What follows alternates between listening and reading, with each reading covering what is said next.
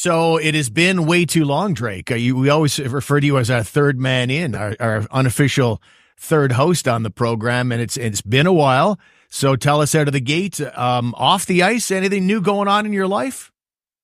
Yeah, no, you're right. It has been a minute, and nothing too much, honestly. Just obviously had a pretty busy schedule since we got back from Sweden up until that bye week. So, no, the bye week was nice.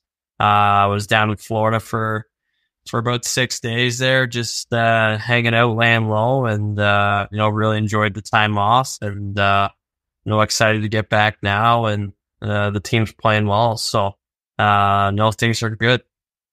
Surely there was some golf in in the All-Star break. Yeah, you know what? I actually, believe it or not, I didn't play around. I was just totally relaxing by the pool and just taking it in and just totally enjoying the week off.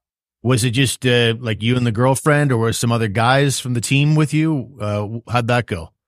Yeah, no, me, the girlfriend, and then one of my buddies came down for a few. So it was nice to have him down there hanging out, just going for dinners and going to the beach and stuff like that. So no, it was a great time, and didn't do a whole lot really. Just played a little tennis and jumped in the pool every now and then. So no, it was real nice. Very good. You mentioned the team's playing much better. Like they're in the last 12 games, 8-2-2.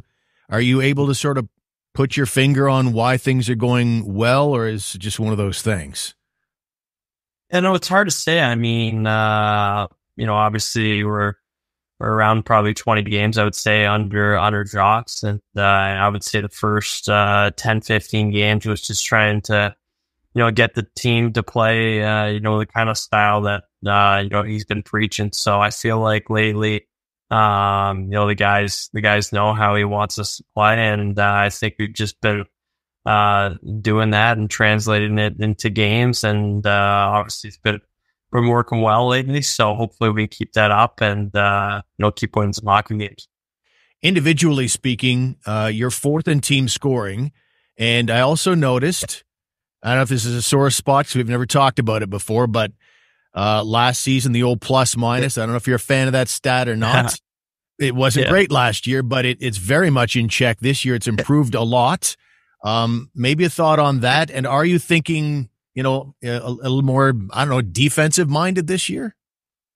Yeah, no, obviously it's a weird stat. I think when you have your goalie pool, then, you need either minus for having the goalie out. I don't know if that's count, but, no, it's a good stat to have. I think, that's the only downfall, but nice getting the pluses when you're out there with their goalie pull, but it sucks when, our goal is pulled, obviously. So I think last year I probably ate 10 or 12 of those with our goalie out. So, but it is what it is. And no, I think, as I get older, I realize I got to play both ends of the ice, better. And, I've been trying to do that. Obviously last year being minus 30 something didn't sit well with me. And, just trying to be better at both ends of the ice. And I think, if I can do that, it can help some offense, going the other way too. Play good defensively. All right, let me be the 30th reporter since Saturday to ask you the question. What did you think of Ridley Greig firing the puck into the empty net?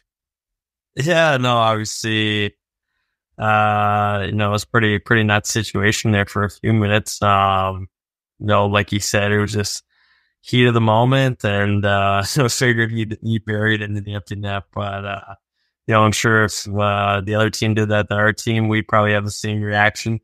But yeah, no, I just spirit of the moment, I guess. And, what happened. I guess it's in the past, but, that's Riz for it. He's going to be a guy that, plays on the edge, and that's what makes him successful. And, he's been playing great this year for us. And, I guess it was just, heat of the moment play, and, things happen out there.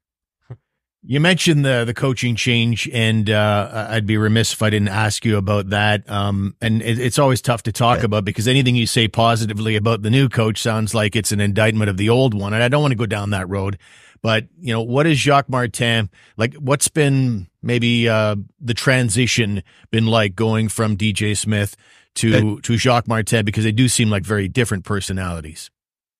Yeah, no, obviously, I really liked the both coaches. Obviously, I had DJ for I think 4 years there, so obviously we had a close relationship, and it was tough to see him go. But it's all part of the business. There's always some moving parts, and you always have buddies traded or a coach you like that gets fired. That's just the way it goes. And since Jacques came in, guys really liked him.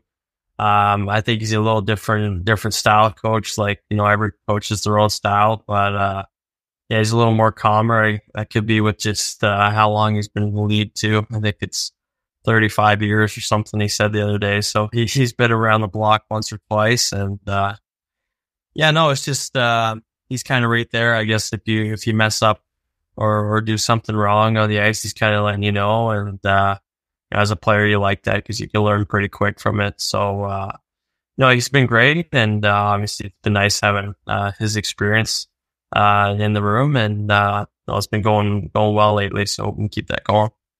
You mentioned how guys get traded away, and it won't be long before the NHL trade deadline is here. I think it's March 8th this year.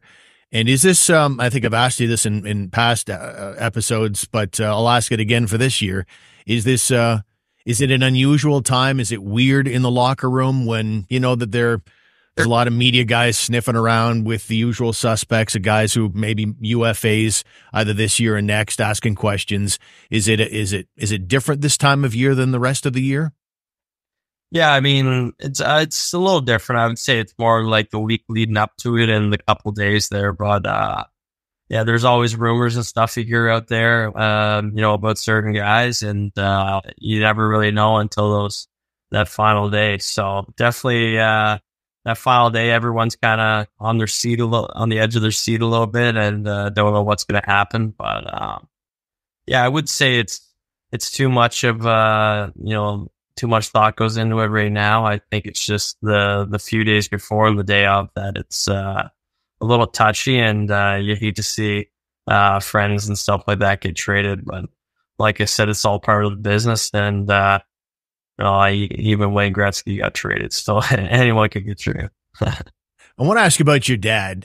He was part of this organization briefly in the early days of the franchise's history, and a great player in his own right. I don't think he got to the show, but very good player. Do you have conversations with your dad through the course of the season, asking his opinion on things? Yeah, all the time. I mean, since I was a little kid, it's always been him mentoring me. He coached me for a few years in Bantam, but for the most part, he wasn't ever a coach.